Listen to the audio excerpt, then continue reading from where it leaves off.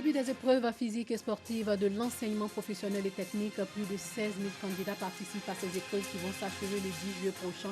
Et puis le préfet d'Abidjan appelle les populations installées sur les sites à risque de 5 communes du district d'Abidjan à quitter les lieux. Bonsoir et bienvenue dans le journal. 16 473 candidats affrontent les épreuves physiques et sportives de l'enseignement professionnel et technique. Ces épreuves sportives se déroulent dans un contexte marqué par le coronavirus. Pour éviter les contacts, les sports individuels ont été choisis. Les épreuves de course de vitesse, le lancer de poids, les mouvements gymniques au sol et le saut en hauteur. Ces épreuves vont prendre fin le 10 juillet prochain. Le reportage de Jean-Marc Djadji. Centre d'enseignement technique et industriel de Marcory. Il est 8 heures. Ici, le représentant de Brice Kwasi, secrétaire d'État chargé de l'enseignement technique, lance officiellement les épreuves physiques des examens à grand tirage de la formation professionnelle session 2020. Après entretien avec le directeur du centre et les examinateurs, il s'assure avec les équipes de la direction des examens et concours du respect strict des mesures barrières, notamment la distanciation sociale, le lavage des mains, le port du masque et la formation de 40 candidats maximum par atelier. Des dispositions prises en cette période de crise sanitaire liée à la Covid-19. Les premières mesures concernent les épreuves qui seront soumises aux candidats. Il s'agit des sports individuels, comme l'a souhaité M. le secrétaire d'État Brice Kwasi. Donc pas de sport de contact. Vous avez dû vous rendre compte qu'à l'entrée de l'établissement, il y a un dispositif de lavage les mains. Autour des différents aires de sport, il y a des dispositifs de lavage des mains.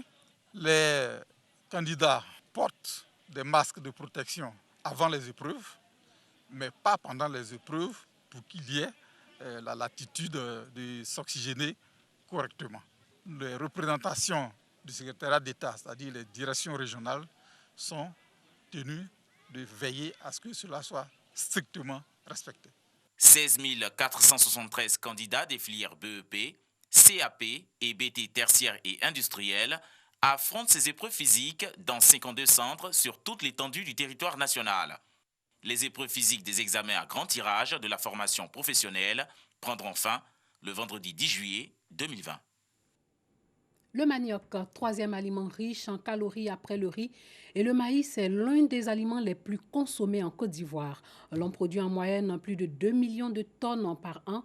Pour faire face à une demande sans cesse croissante, les producteurs augmentent leur production par des superficies, ce qui n'est pas durable dans un contexte de forte pression sur les terres cultivables. Cette situation est aggravée par une pluviométrie de plus en plus imprévisible. Face à cette situation, le Centre suisse de recherche scientifique en Côte d'Ivoire a initié un projet de développement en vue de promouvoir l'intensification écologique de la culture du manioc.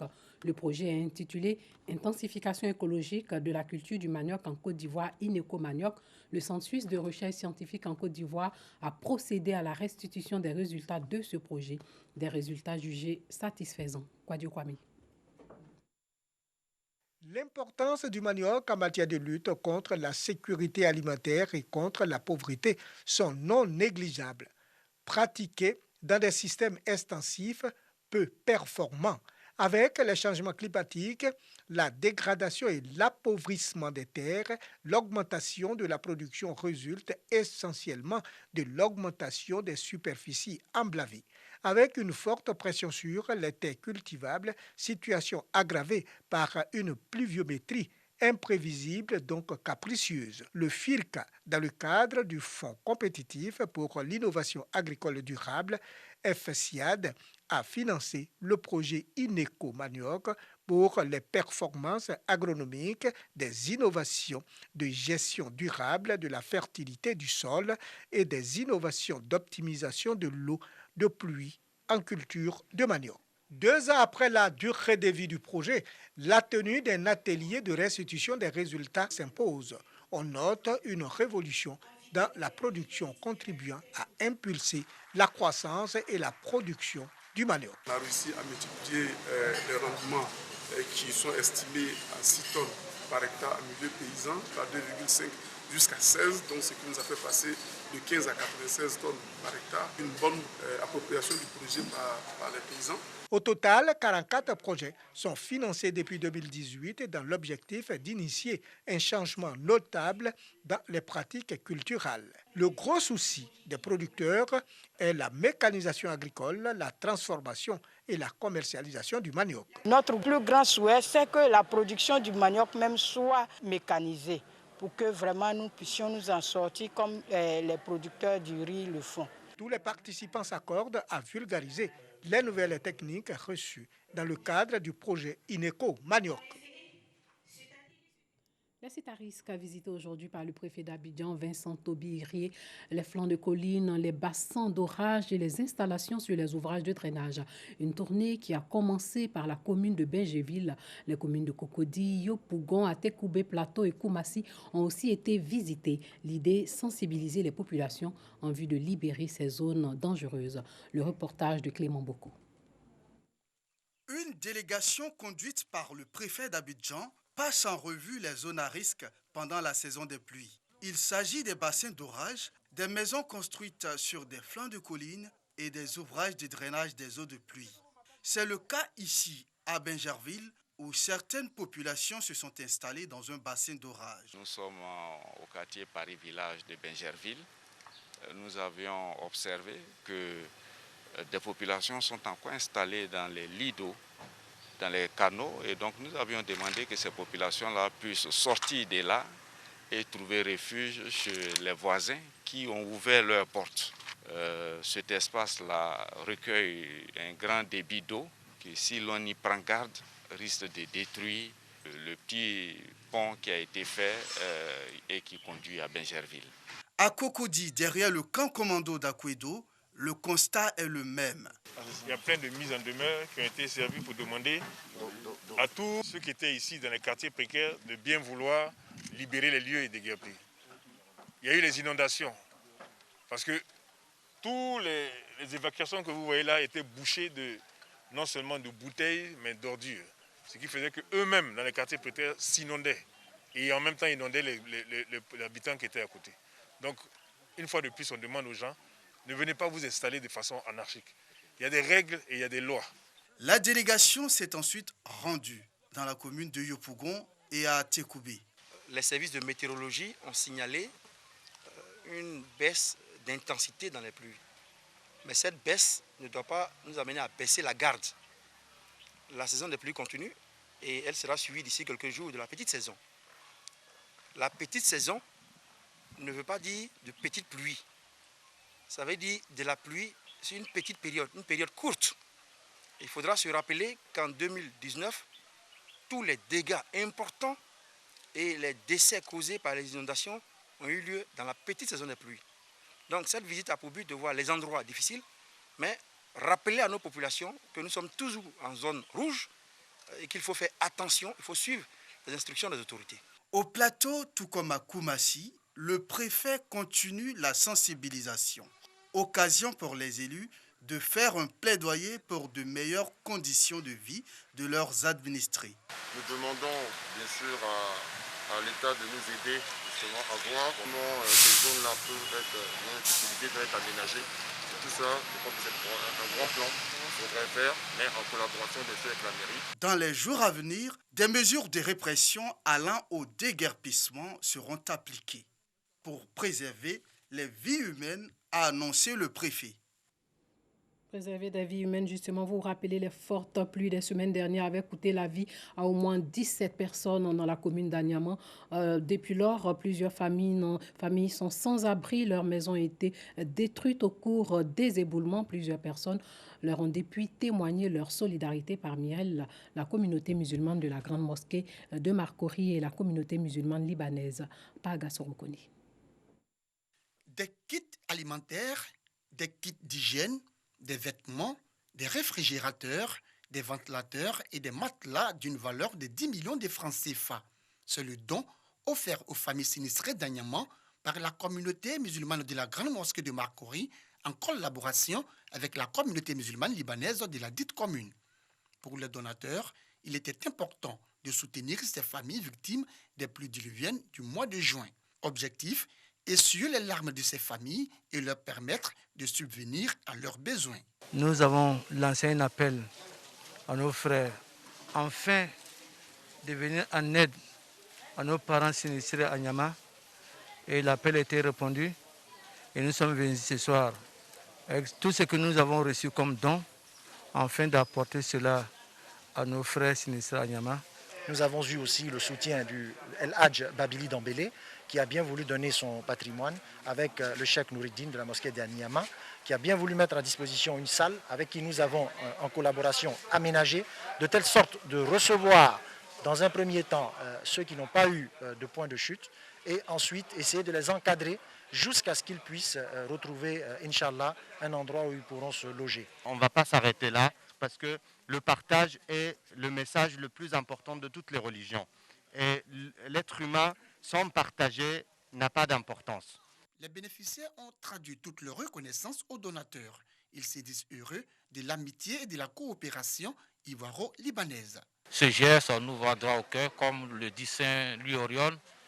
Quand quelqu'un frappe à ta porte, ne demande jamais sa religion, ni d'où il vient, ni sa famille, mais demande, mon frère, qu'est-ce que tu as. À travers ce don, ils font corps aux frères qui sont en détresse et nous leur disons merci. Ceci nous va droit au cœur. J'adresse mes sincères remerciements à tous nos parents qui ont effectué ce déplacement pour soutenir leurs frères d'Anyama, leurs sœurs d'Anyama.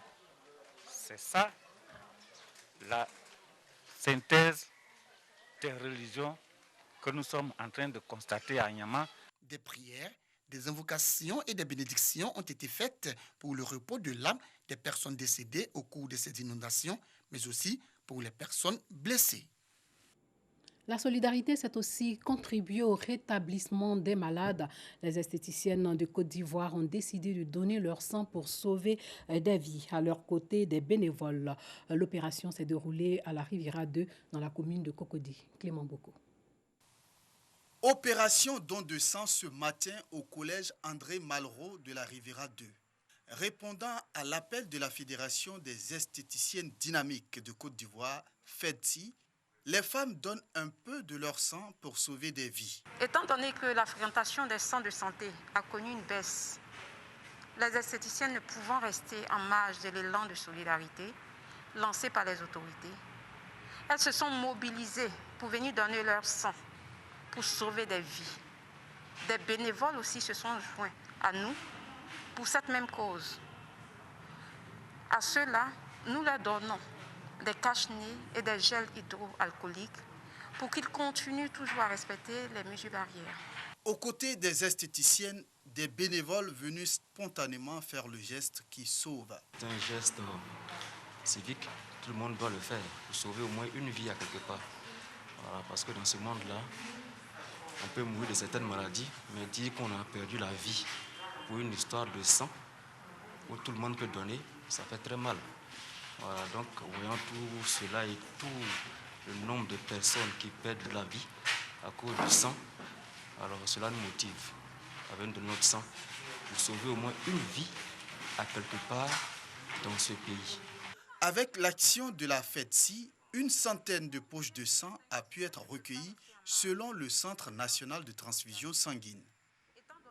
Les cours ont repris à l'Institut national de la jeunesse et des sports. C'est la tutelle qui a procédé à la réouverture des portes. L'INJS, vous le savez, avait accueilli des cas suspects de Covid. Avant la reprise des cours, l'Institut a été bien entendu désinfecté. Arsène Kouassi, Patrick Dadier. Après la désinfection de l'Institut national de la jeunesse et des sports, qui avait abrité des cas suspects du Covid-19, les étudiants ont renoué avec les cours en respectant les règles édictées par les autorités. Lavage de mains, prise de température, masque de protection, le respect de la distanciation sociale d'1 mètre dans toutes les salles. Une reprise effective que le premier responsable du sport n'a pas voulu se faire compter. Nous ouvrons l'école, nous ouvrons les infrastructures sportives et scolaires, mais nous devons ne pas oublier que la maladie est encore là et qu'il faut être particulièrement prudent et vigilant. Et le seul remède aujourd'hui qui est nécessaire, qui est important, c'est le respect des mesures barrières. Les cours commencent à 8h et on finit à 17h00. Sur les dispositifs sanitaires, donc, on a une équipe composée des infirmiers et des éducateurs qui prennent la prise de température tous les matins. Entre joie et inquiétude, enseignants et pensionnaires de l'INJS ne cachent pas leur émotion de reprendre les cours dans ce contexte de crise sanitaire. La reprise des cours, vraiment, nous sommes contents. Nous sommes contents parce qu'on a vraiment retardé. Et l'État a tout fait pour mettre en place de telle sorte qu'on puisse reprendre les cours aujourd'hui. Pour rappel, la reprise des cours à l'INJS fait suite à la décision du Conseil national de sécurité de remettre en marche le système éducatif national. Pour sauver l'année académique, les cours devront s'achever en octobre 2020. Avant de nous dire au revoir, sachez qu'un camp militaire abritant des forces onusiennes, françaises et maliennes a essuyé plusieurs tirs d'obus aujourd'hui dans le nord-est du Mali en proie aux violences et au djihadisme. Les projectiles, au nombre de 16 selon des informations préliminaires, sont tombés en dehors du camp de Tessalit dans la région de Kidal, proche de la frontière algérienne, et n'ont pas fait de blessés ni de dégâts. Hier lundi, un véhicule de la MINUSMA circulant en convoi a heurté une mine dans Kidal. 3 casques bleus avaient été blessés, dont un sérieusement, selon la mission onusienne. Voilà, c'est tout pour ce soir. Merci de nous avoir suivis et portez-vous bien.